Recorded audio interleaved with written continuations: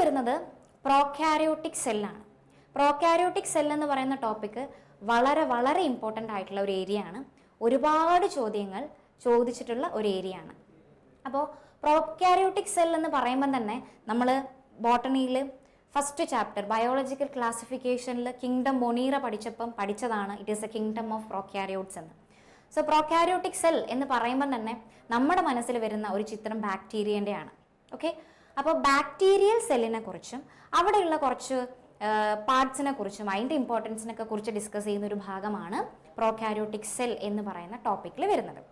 അവിടെ ആദ്യം പറഞ്ഞേക്കുന്നത് based on the shape bacteria can be divided into 4. ഇത് നമ്മൾ ഓൾറെഡി ബയോളജിക്കൽ ക്ലാസിഫിക്കേഷനിൽ പഠിച്ച കാര്യം തന്നെയാണ്. 4 പേരുകളിലാണ് ഷേപ്പ് അടിസ്ഥാനത്തിൽ ബാക്ടീരിയനെ ക്ലാസിഫൈ ചെയ്തേക്കുന്നത്. ഒന്ന് caucus, spherical shaped caucus, bacillus, rod shaped bacillus, comma shaped Vibrio and spiral shaped സ്പൈറലം. ഇത് ഈ രീതിയിൽ തന്നെ ചോദിക്കാറുണ്ട്.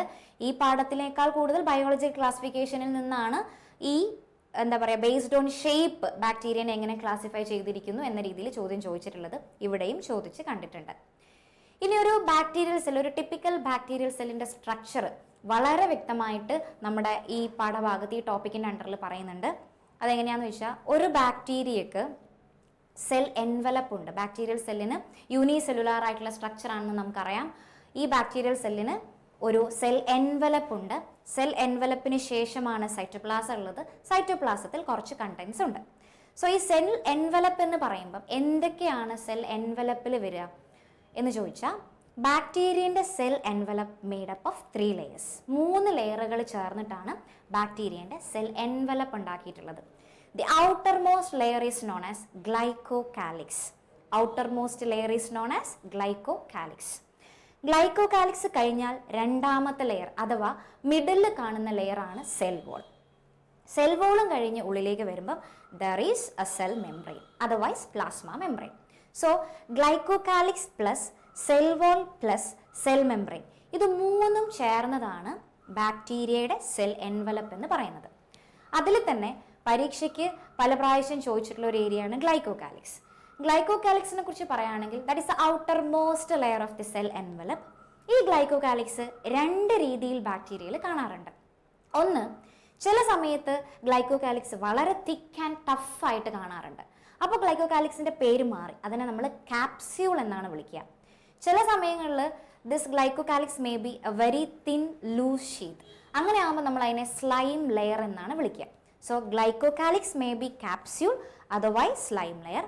Capsule ആണെങ്കിൽ it will be very thick and tough. Slime layer ആണെങ്കിൽ it will be a very thin and loose sheath. അത് കഴിഞ്ഞ് ഉള്ളിലേക്ക് വരുന്നത് സെൽ വോൾ ആണ്. ബാക്ടീരിയയിൽ സെൽ വോളിൻ്റെ ഫംഗ്ഷൻ എന്താണെന്ന് ഒരു തവണ ചോദിച്ചു കണ്ടിട്ടുണ്ട്. ഈ സെൽ വോൾ ഉണ്ടാക്കിയേക്കുന്നത് പെപ്റ്റിഡോഗ്ലൈക്കൻ എന്ന് പറയുന്ന മെറ്റീരിയൽ കൊണ്ടാണ്. അത്രയും കാര്യമൊന്നും നമ്മുടെ ടെക്സ്റ്റ് ബുക്ക് പറഞ്ഞിട്ടില്ല, എന്നാലും എൻട്രൻസ് ഓറിയൻറ്റഡ് ആയിട്ടൊക്കെ എഴുതുന്ന ആൾക്കാർക്ക് വേണ്ടി പറയുന്നതാണ്. Bacterial cell wall made up of peptidoglycan. ഈ സെൽ വോള് ഒരുപാട് കാര്യങ്ങൾ ബാക്ടീരിയക്ക് ചെയ്യുന്നുണ്ട്. നമുക്കറിയാം സെൽ വോൾ ആണ് ഒരു സെല്ലിന് ഷേപ്പ് കൊടുക്കുന്നത്, ഒരു സ്ട്രക്ചറൽ സപ്പോർട്ട് പ്രൊവൈഡ് ചെയ്യുന്നത്. അതേപോലെ തന്നെ ഏതെങ്കിലും കാരണവശാൽ ബാക്ടീരിയൽ സെല്ല് ബേസ്റ്റ് ചെയ്യുന്നുണ്ടെങ്കിൽ അല്ലെങ്കിൽ കൊളാപ്സ് ചെയ്യുന്നുണ്ടെങ്കിൽ അതിൽ നിന്നും പ്രൊട്ടക്ട് ചെയ്യുന്നത് സെൽ വോൾ ആണ്. ഈ 3 ഫങ്ഷൻസ് ഓർമ്മയിൽ വെക്കുക. Bacterial cell wall provides mechanical or structural support. It provide shape to the bacteria. It also helps the bacteria അല്ലെങ്കിൽ protects the bacteria from bursting of the cell. ഈ 3 point ഓർമ്മയിൽ വെക്കുക. ഇത്രയും കാര്യം കഴിഞ്ഞാൽ then comes the plasma membrane or cell membrane. ഇവിടെ വളരെ important ആയിട്ടുള്ളൊരു ഫീച്ചർ വരുന്നുണ്ട്. ഇതിൻ്റെ സെൽ മെംബ്രെയിന് അറിയാം സൈറ്റോപ്ലാസത്തിനെ കവർ ചെയ്യുന്ന ഒരു സെമി പെർമിയബിൾ ആയിട്ടുള്ള മെംബ്രെയിനാണ് സെൽ മെംബ്രെയിൻ അഥവാ പ്ലാസ്മ മെംബ്രെയിൻ. ഇതൊരു സെലക്റ്റീവ്ലി പെർമിയബിൾ ആണ്. കാരണം വളരെ സെലക്റ്റീവായിട്ട് മാത്രം മെറ്റീരിയൽസിനകത്തേക്കും പുറത്തേക്കും കടത്തിവിടുന്ന ഒരു മെംബ്രെയിനാണ് സെൽ മെംബ്രെയിൻ അഥവാ പ്ലാസ്മ മെംബ്രെയിൻ എന്ന് പറയുന്നത്. ഇവിടെ ബാക്ടീരിയക്ക് മാത്രം കാണുന്ന ഒരു പ്രത്യേക ഫീച്ചറിൻ്റെ പേരാണ് മീസോസോംസ്. വളരെ ശ്രദ്ധയോടുകൂടി കേൾക്കേണ്ട ഒരു ഭാഗമാണ് മീസോസോം. കാരണം മീസോസോമിനെ കുറിച്ച് മാത്രം 6-7 എന്താ പറയുക ഏകദേശം 10-നോടടുത്ത് ചോദ്യങ്ങൾ പല വർഷങ്ങളിലായിട്ട് പല രീതിയിൽ ചോദിച്ചു കണ്ടിട്ടുണ്ട്. സോ എന്താണ് മീസോസോം എന്ന കാര്യം പറയാൻ പോവുകയാണ്. plasma membrane or cell membrane of the bacteria may be invaginated അല്ലെങ്കിൽ ചില ഇൻഫോൾഡിങ്സ്, ചില മടക്കുകളോട് കൂടിയിട്ട് ബാക്ടീരിയൻ്റെ പ്ലാസ്മ മെംബ്രെയിൻസ് കാണാറുണ്ട്. ട്യൂബ്സിൻ്റെ ഫോമിൽ, ട്യൂബ്യൂള് പോലെ, അല്ലെങ്കിൽ ചിലപ്പോൾ ലാമെല്ല ഷേപ്പിൽ, അതും അല്ലെങ്കിൽ ചിലപ്പോൾ വെസിക്കിൾസിൻ്റെ ഫോമിലൊക്കെ ബാക്ടീരിയൻ്റെ സെൽ മെംബ്രെയിൻ ഉള്ളിലേക്ക് സൈറ്റോപ്ലാസത്തിലേക്ക് ഇങ്ങനെ ഇൻഫോൾഡിങ്സ് പോലെ കിടക്കാറുണ്ട്. അതിനെ വിളിക്കുന്ന പേരാണ് മീസോസോംസ്. അപ്പോൾ എന്തിനാണ് ബാക്ടീരിയയ്ക്ക് മീസോസോം എന്ന് ചോദിച്ചു കഴിഞ്ഞാൽ ഈ മീസോസോമിന് കുറച്ച് ഫങ്ഷൻസ് ഉണ്ട്. ഈ മീസോസോം ബാക്ടീരിയൻ്റെ സെൽ വോൾ ഫോർമേഷന് ഹെൽപ്പ് ചെയ്യുന്ന ഒരു സ്ട്രക്ചറാണ്. ബാക്ടീരിയൽ DNA റെപ്ലിക്കേറ്റ് ചെയ്യാൻ ഹെൽപ്പ് ചെയ്യുന്ന ഒരു സ്ട്രക്ചറാണ്. അതായത് ബാക്ടീരിയൽ സെല്ല് ഡിവൈഡ് ചെയ്ത് 2 ഡോട്ടർ സെല്ലാകുന്ന സമയത്ത് DNA ഡബിൾ ആകണം, അഥവാ റെപ്ലിക്കേറ്റ് ചെയ്യണം. ഈ റെപ്ലിക്കേറ്റ് ചെയ്യുന്ന DNA നമ്മൾ ഡോട്ടർ സെല്ലിലേക്ക് ഡിസ്ട്രിബ്യൂട്ട് ചെയ്യുന്നത്. അപ്പോൾ this mesosome helps in the replication of the DNA and distribution in to the daughter cell. മൂന്നാമത്തെ കാര്യം, ഈ mesosome helps in respiration, it helps in secretion and it also helps in cell wall formation. അപ്പം മെയിനായിട്ട് മീസോസോമിൻ്റെ functions ഓർമ്മിക്കുക. Mesosomes are very helpful in forming cell wall formation. Mesosome helps in the DNA replication and contribution into the distribution into the daughter cells. Then mesosome helps in the secretion, mesosome helps in the respiration. ഇത്രയും കാര്യങ്ങൾ ഓർമ്മയിൽ ഉണ്ടാവണം മീസോസോമിനെ കുറിച്ച് പറയുമ്പോൾ. അടുത്തത് മീസോസോമും കൂടെ കഴിഞ്ഞ് ഇനി സെൽ എൻവലപ്പിൻ്റെ പുറമേയുള്ള കുറച്ച് സ്ട്രക്ചറിനെ കുറിച്ച് ചിലപ്പം പരീക്ഷയ്ക്ക് ചോദിക്കാറുണ്ട്. 3 സ്ട്രക്ചറുകളാണ്. അതായത് ബാക്ടീരിയൽ സെല്ലിൻ്റെ പുറമെ സെൽ എൻവലപ്പിൽ നിന്ന് പുറത്തേക്കായിട്ട് 3 സ്ട്രക്ചറുകൾ ഉണ്ടാവാറുണ്ട്. ഒന്ന് ഫ്ലജല്ലയാണ്, രണ്ടാമത്തേത് ഫിംബ്രിയയാണ്, മൂന്നാമത്തേത് പിലിയാണ്. ഇതിന് 3നെയും കുറിച്ച് പരീക്ഷയ്ക്ക് ചെറിയ മാർക്കിന് ചോദ്യങ്ങൾ ചോദിച്ചു കണ്ടിട്ടുണ്ട്. So what is A flagella? Flagella എന്ന് വെച്ച് കഴിഞ്ഞാൽ very thin filamentous tubular structures arising from cell envelope. അത് ബാക്ടീരിയൽ സെല്ലിനെ മൂവ് ചെയ്യിക്കാൻ അഥവാ മോട്ടിലിറ്റിക്ക് ഹെൽപ്പ് ചെയ്യുന്ന സ്ട്രക്ചറുകളാണ് ഫ്ലജല്ല എന്ന് പറയുന്നത്. ഓക്കെ, ഫ്ലജല്ലിൻ്റെ മെയിൻ ഫംഗ്ഷൻ എന്താണെന്ന് ചോദിച്ചു കഴിഞ്ഞാൽ മോട്ടിലിറ്റി തന്നെയാണെന്ന് ഓർമ്മിക്കാം. അടുത്തത് ഫിംബ്രിയയാണ്. ഫിംബ്രിയ പറയുന്നതിന് മുന്നേ ഒരു കാര്യം കൂടെ പറഞ്ഞോട്ടെ. ഈ ഫ്ലജല്ലയ്ക്ക് 3 ഭാഗങ്ങളുണ്ട്. നമ്മുടെ ടെക്സ്റ്റ് ബുക്കിൽ ജസ്റ്റ് മെൻഷൻ ചെയ്തിട്ടുണ്ട്, അതുകൊണ്ട് അറിയാം. അതിനൊരു ബേസൽ പാർട്ട് ഉണ്ട്. അതായത് ഫ്ലജല്ല സെൽ എൻവലപ്പുമായിട്ട് അറ്റാച്ച് ചെയ്തിരിക്കുന്ന ഭാഗത്തിന് നമ്മൾ ബേസൽ ബോഡി എന്നാണ് പറയുക. അത് കഴിഞ്ഞിട്ടൊരു ഹുക്ക് പോലത്തെ ഭാഗം ഹുക്ക് എന്ന് പറയും. Then comes the filament. ഈ 3 പാർട്ടുകളാണ്. എന്തൊക്കെയാണ്? Basal body, then hook, then filament. ഈ 3 പാർട്ടുകളും ചേർന്നതാണ് ഫ്ലജല്ല. ഈ ഭാഗത്തുനിന്ന് പൊതുവേ ചോദ്യങ്ങൾ അങ്ങനെ ചോദിച്ച് കണ്ടിട്ടില്ല. എന്നാലും ടെക്സ്റ്റ് ബുക്കിൽ പറഞ്ഞിരിക്കുന്ന ഒരു സാധനമായതുകൊണ്ടും 1 മാർക്കിന് ചോദിക്കാനൊരു സാധ്യതയുള്ളതുകൊണ്ടും ജസ്റ്റ് ഒന്ന് ഓർമ്മയിൽ വെക്കുക. അടുത്തത് പിലീനെ കുറിച്ച് പറയാം. പിലി എന്ന് പറയുന്നത് സെൽ എൻവലപ്പിൻ്റെ മേലെ നിന്ന് റൈസ് ചെയ്യുന്ന ചെറിയ ട്യൂബുലാർ സ്ട്രക്ചേഴ്സ് ആണ്, അല്ലെങ്കിൽ നമുക്ക് പറയാം ചെറിയ ഫിംഗർ ലൈക്ക് പ്രൊജക്ഷൻസ് ആണ്. ഈ പിലി ഹെൽപ്പ് ചെയ്യുന്നത് actually it helps in reproduction.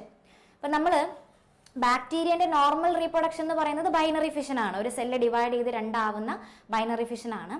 ഇത് കൂടാണ്ട് ചില ബാക്ടീരിയൽ സെല്ലുകളിൽ കോൺജുഗേഷൻ എന്ന് പറയുന്ന സെക്ഷൽ റീപ്രൊഡക്ഷന് സമാനമായിട്ടുള്ള റീപ്രൊഡക്ഷൻ കാണാറുണ്ട്.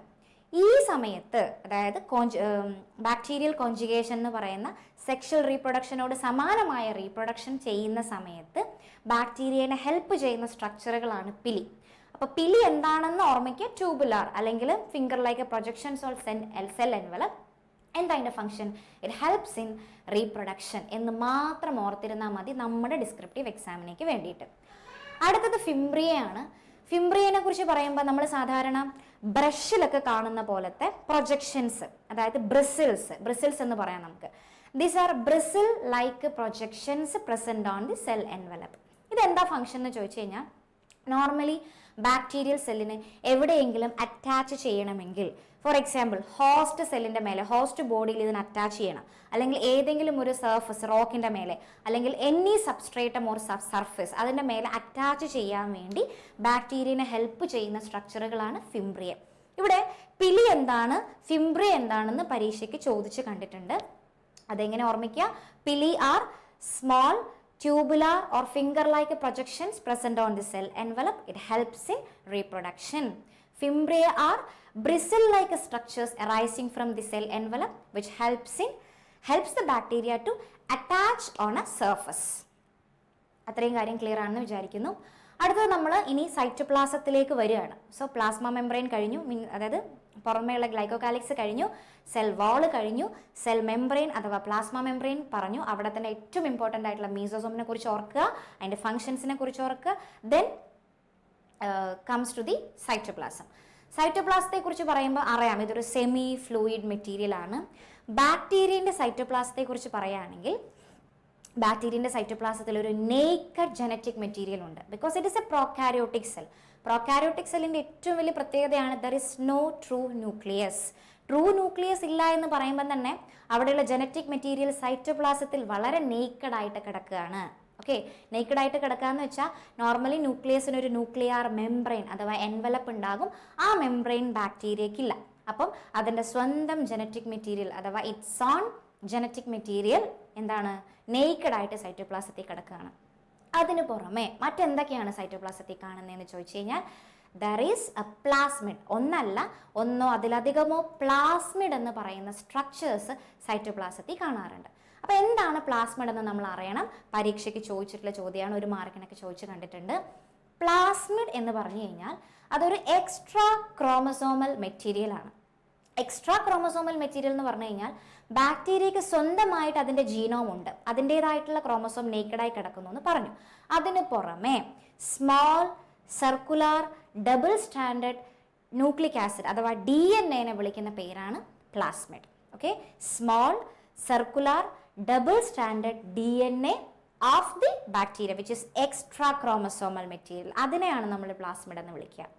എന്താണ് പ്ലാസ്മിഡിൻ്റെ ഫംഗ്ഷൻ, അല്ലെങ്കിൽ പ്ലാസ്മിഡ് ഉള്ളത് കൊണ്ട് ബാക്ടീരിയക്ക് എന്താ പ്രയോജനമുള്ളത്? ബാക്ടീരിയക്ക് പ്രയോജനമുണ്ട്. എന്താണെന്ന് വെച്ച് കഴിഞ്ഞാൽ നോർമലി നമ്മൾ ബാക്ടീരിയനെ കില്ല് ചെയ്യാൻ ആൻറ്റിബയോട്ടിക്സ് യൂസ് ചെയ്യാറുണ്ട്. ഈ ആൻറ്റിബയോട്ടിക്സ് റെസിസ്റ്റൻസ് ബാക്ടീരിയക്ക് പ്രൊവൈഡ് ചെയ്ത് കൊടുക്കുന്ന ജീനുകൾ എവിടെയുണ്ട്? പ്ലാസ്മിഡിലുണ്ട്. അപ്പോൾ ഒരു എക്സ്ട്രാ ഫീനോട്ടിപ്പിക് ക്യാരക്ടർ ആയിട്ടുള്ള ആൻറ്റിബയോട്ടിക് റെസിസ്റ്റൻസ് പ്രൊവൈഡ് ചെയ്യുന്ന സ്ട്രക്ചറുകളാണ് പ്ലാസ്മിഡ്. വളരെ ഇമ്പോർട്ടൻ്റ് ആണ്. ഒരു മാർക്കിന് നമ്മളോട് എന്താ പ്ലാസ്മിഡ് എന്നും എന്താ അതിൻ്റെ ഫംഗ്ഷൻ എന്നും ചോദിച്ചു കഴിഞ്ഞാൽ പറയാനറിയാം.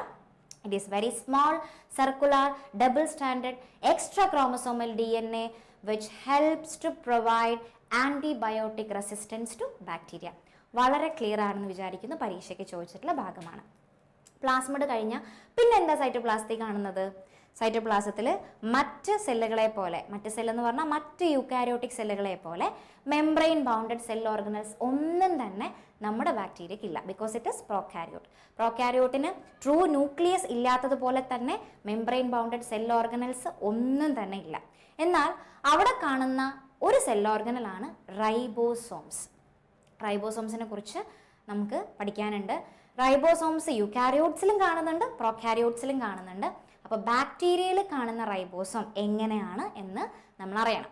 റൈബോസോം എന്ന് പറയുന്ന സെൽ ഓർഗനലിൻ്റെ ഫംഗ്ഷൻ നമുക്ക് ഏതാണ്ടൊക്കെ അറിയാം, ചെറിയ ക്ലാസ്സിൽ പഠിച്ചത് വെച്ച്. These are cell organelles which helps in protein synthesis. Protein factories എന്നാണ് ഇവർ അറിയപ്പെടുന്നത്. അപ്പോൾ പ്രോട്ടീൻ സിന്തസിസിന് ഹെൽപ്പ് ചെയ്യുന്ന സ്ട്രക്ചറുകളാണ് റൈബോസോം. അത് നമ്മുടെ ബാക്ടീരിയൽ സൈറ്റോപ്ലാസത്തിലും കാണുന്നുണ്ട്. ബാക്ടീരിയൽ സൈറ്റോപ്ലാസത്തിൽ കാണുന്ന റൈബോസോം യൂക്കാരിയോട്ടിക് സെല്ലിൻ്റെ സൈറ്റോപ്ലാസത്തിൽ കാണുന്ന റൈബോസോമുമായി ചെറിയ വ്യത്യാസമുണ്ട്. അത് 70S ടൈപ്പാണ്. എന്താണ് 70S ടൈപ്പ് എന്നതുകൊണ്ട് ഉദ്ദേശിക്കുന്നത്? അത് റൈബോസോമിൻ്റെ ഡെൻസിറ്റിനെ ഡിനോട്ട് ചെയ്യുന്ന ഒരു ഫിഗറാണ് 70S.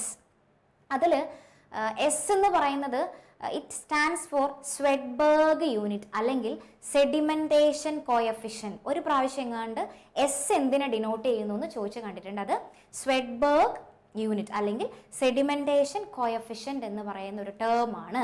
Okay, bacterial ribosome 70S ആണെന്ന് ഓർമ്മിക്കുക. പിന്നെ റൈബോസോം എന്ന് പറയുമ്പം അത് 2 സബ് യൂണിറ്റ് ആയിട്ടാണ് കാണുക. അവിടെ ഒരു ലാർജർ സബ് യൂണിറ്റും കാണാറുണ്ട്, ഒരു സ്മോളർ സബ് യൂണിറ്റും കാണാറുണ്ട്, ഇടയിൽ പിന്നെ RNAയും കാണാറുണ്ട്. അപ്പോൾ ഇവിടെ smaller sub unit 30S larger sub unit 50 ആണെന്നുള്ള കാര്യം ഓർമ്മയിലുണ്ടാവണം. 30S 50S smaller and larger sub units of the prokaryotic ribosome. മൊത്തത്തിൽ പറയുകയാണെങ്കിൽ അത് 70S ടൈപ്പ് റൈബോസോം ആണ്. ചോദിക്കാറുണ്ട്, കമ്പയർ ചെയ്ത് ചോദിക്കാറുണ്ട് പ്രോകാരിയോട്ടിക് ആൻഡ് യൂക്കാരിയോട്ടിക് റൈബോസോം എങ്ങനെയാണെന്ന്. ഫംഗ്ഷൻ നമുക്ക് എല്ലാവർക്കും അറിയാം, പ്രോട്ടീൻ സിന്തസിസ് ആണ്. ഇവിടെ പരീക്ഷയ്ക്ക് ചോദിച്ചിട്ടുള്ള ഒരു ടേം പരിചയപ്പെടുത്താം, പോളിസോം അഥവാ പോളിറൈബോസോം. നോർമലി റൈബോസോംസ് പ്രോട്ടീൻ സിന്തസിസിനെ ഹെൽപ്പ് ചെയ്യുന്ന സ്ട്രക്ചറുകളാണല്ലോ. ഈ റൈബോസോംസ് പ്രോട്ടീൻ സിന്തസിസിന്റെ സമയത്ത് mRNA മേലെ, അതായത് മെസഞ്ചർ RNA മേലെ വന്നിങ്ങനെ അലൈൻ ചെയ്ത് കിടക്കും. പൊതുവെ mRNA മേലെ ഒരു റൈബോസോമാണ് അറ്റ് എ ടൈം പ്രോട്ടീൻ സിന്തസിസിന് ഉണ്ടാവുക. പക്ഷേ ബാക്ടീരിയൽ സെല്ലുകളെ സംബന്ധിച്ച് ഒരേ സമയം തന്നെ ഒന്നിലധികം അഥവാ many ribosomes will be arranged on a mRNA as A string, ഒരു സ്ട്രിങ് പോലെ ഒന്നിലധികം അഥവാ രണ്ടിലധികം അല്ലെങ്കിൽ കുറേ മെനി റൈബോസോംസ് ഇങ്ങനെ മാലയിൽ മുത്ത് കോർത്ത് വെച്ച പോലെ ഇങ്ങനെ അറേഞ്ച് ചെയ്ത് നിൽക്കാറുണ്ട്. അതിനെ പറയുന്നൊരു ടേമാണ് പോളിസോംസ് അഥവാ പോളിറൈബോസോം. ഇത് പരീക്ഷയ്ക്ക് ഒരു മാർക്കിന് ചോദിച്ചിട്ടുണ്ട്. What is polysome or what is polyribosome? എന്താണ്? It is the arrangement of many ribosomes on a mRNA. Okay, mRNA മേലെ ചെയിൻ പോലെ ഒരുപാട് റൈബോസോംസിനെ അറേഞ്ച് ചെയ്യുന്നതിനെയാണ് നമ്മൾ, ആ സ്ട്രക്ചറിനെയാണ് നമ്മൾ പോളിസോം അഥവാ പോളിറൈബോസോം എന്ന് പറയാം. ഓക്കെ, അടുത്തത് ഇൻക്ലൂഷൻ ബോഡീസ് ആണ്. ഇൻക്ലൂഷൻ ബോഡീസ് എന്ന് പറഞ്ഞു കഴിഞ്ഞാൽ സൈറ്റോപ്ലാസത്തിൽ, ബാക്ടീരിയൻ്റെ സൈറ്റോപ്ലാസത്തിൽ അടുത്തതായിട്ട് കാണുന്ന ഒരു സാധനം ഇൻക്ലൂഷൻ ബോഡിയാണ്. നമ്മൾ പറഞ്ഞു ബാക്ടീരിയൽ സെല്ലിൽ മെംബ്രെയിൻ ബൗണ്ടഡ് ആയിട്ട് ഒരു സെൽ ഓർഗനിലും ഇല്ലല്ലോ, ഇല്ല. അപ്പോൾ ഇവിടെ ബാക്ടീരിയക്ക് ഇപ്പം എന്തെങ്കിലും റിസർവ് ഫുഡ് മെറ്റീരിയൽസ് ഒക്കെ സ്റ്റോർ ചെയ്യണമെന്ന് വെക്കുക. അത് വളരെ നേക്കഡായിട്ട് മെംബ്രെയിൻ ഒന്നും ഇല്ലാണ്ട് കുറേ എന്താ പറയുക ബോഡീസ് ആയിട്ട് ഇങ്ങനെ സ്റ്റോർ ചെയ്യും. അതിനെയാണ് ഇൻക്ലൂഷൻ ബോഡീസ് എന്ന് പറയാം. So inclusion bodies are reserve materials അല്ലെങ്കിൽ reserve food materials stored in the cytoplasm of the bacteria which is non-membranous. അതിന് എന്തില്ല? മെംബ്രെയിൻ ഇല്ല. non-membranous reserve food materials stored in the cytoplasm of the bacteria is known as inclusion bodies. ചിലപ്പം അധികം ഒന്നും important അല്ല, എന്നാലും ഒരു മാർക്കിനൊക്കെ ചിലപ്പം ചോദിക്കാൻ സാധ്യതയുള്ള ഒരു ഏരിയയാണ് ഇൻക്ലൂഷൻ ബോഡീസ്. അപ്പോൾ ഇത്രയും പറയുന്നതോടുകൂടി നമ്മൾ പ്രോകാരിയോട്ടിക് സെൽ എന്ന് പറയുന്ന ടോപ്പിക് അവിടെ തീരുകയാണ്.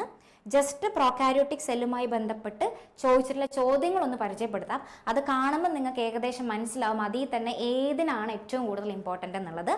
ഒന്നാമത്തെ ചോദ്യം, pili and fimbriae are surface structures seen in bacterial cells.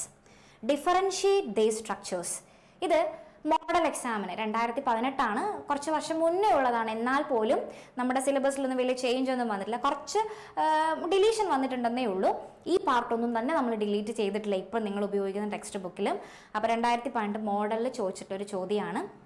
പിലീനെയും ഫിംബ്രിയനെയും കുറിച്ച് നമ്മൾ വളരെ ഡീറ്റെയിൽഡ് ആയിട്ട് പറഞ്ഞു കഴിഞ്ഞതാണ്. Okay, then write any functions of mesosomes present in prokaryotic cell. 2 മാർക്കിന് ചോദിച്ചിട്ടുള്ള ചോദ്യമാണ്. എനി 2 ഫങ്ഷൻസ് ആണ്. നമ്മൾ 2-ലധികം ഫങ്ഷൻസ് മീസോസോമിനെ കുറിച്ച് ഓൾറെഡി പറഞ്ഞിട്ടുണ്ട്. സ്റ്റാർട്ടിങ് മുതൽ കേട്ട് നോക്കിയാൽ നിങ്ങൾക്ക് മനസ്സിലാവും. മൂന്നാമത്തേത്, special membrane structures formed by the membrane extensions of plasma membrane into prokaryotic cells. അതിൽ A-B പറഞ്ഞിട്ട് 2 ചോദ്യമാണ് ചോദിച്ചിട്ടുള്ളത്. Write the different forms of mesosome, write 1 function of mesosome. ഇത് ചോദിച്ചിട്ടുള്ളത് 2019 സെക്കൻഡ് ടേം ക്രിസ്മസ് എക്സാമിനേക്ക് വേണ്ടി ചോദിച്ചിട്ടുള്ള ചോദ്യമാണ്. ഒന്നുകൂടെ റിപ്പീറ്റ് ചെയ്യാം.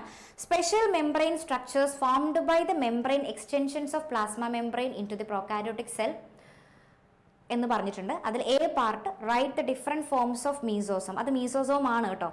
Right the different forms of mesosome and write functions of mesosome. ഇത് രണ്ടും ഡയറക്റ്റ് ചോദ്യമാണ്, നമ്മൾ ഡിസ്കസ് ചെയ്ത് കഴിഞ്ഞതാണ്. ആർക്കെങ്കിലും ഉത്തരം അറിയണമെങ്കിൽ ജസ്റ്റ് ഒന്ന് ബാക്ക് അടിച്ച് നോക്കാം. അടുത്ത question, what is mesosome? Mention any 2 functions of mesosome. അത് വളരെ ഡയറക്റ്റ് ആയിട്ട് 2022 മോഡൽ എക്സാമിന് ചോദിച്ചിട്ടുള്ള ചോദ്യമാണ്. 2 മാർക്കിന് വേണ്ടി ചോദിച്ചതാണ്. അടുത്തത്, write 2 functions of mesosome. Direct ആയിട്ട് ഇംപ്രൂവ്മെൻറ്റ് 2022 ഇംപ്രൂവ്മെൻറ്റിന് ചോദിച്ചിട്ടുണ്ട്.